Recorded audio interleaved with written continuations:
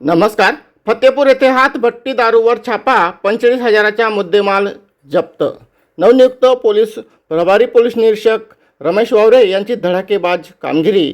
मसावत पोलिसांनी फतेपूर तालुका शहादा येथील वाकी नदीकाठी हातभट्टी दारू निर्मिती व साठवणूक करणाऱ्यांवर कारवाई करत सुमारे 45,000 रुपयाचा मुद्देमाल जप्त केला. या प्रकरणी विकास सत्या ठाकरे वय 27 राहणार फतेपूर यांच्याविरुद्ध भारतीय दारूबंदी कायदा कलम 65E अन्वये गुन्हा दाखल करण्यात आला आहे. पोलीस ठाण्यातील पोलीस शिपाई मुकेश ओंकार सिंग राठोड यांनी दिलेल्या फिर्यादीवरून गुन्हा नोंद करण्यात आला. नवनियुक्त पोलीस निरीक्षक रमेश वावरे यांना गुप्त बातमीदारामार्फत माहिती मिळाली असता एक पथक तयार करत 30 मे रोजी दुपारी 2 वाजच्या सुमारास फतेपूर गावातील वाकी नदीच्या किनारी काटेरी झुडपांच्या आडोशाला हातभट्टी दारू तयार करण्याचे साहित्य व दारूचा साठा आढळून आला.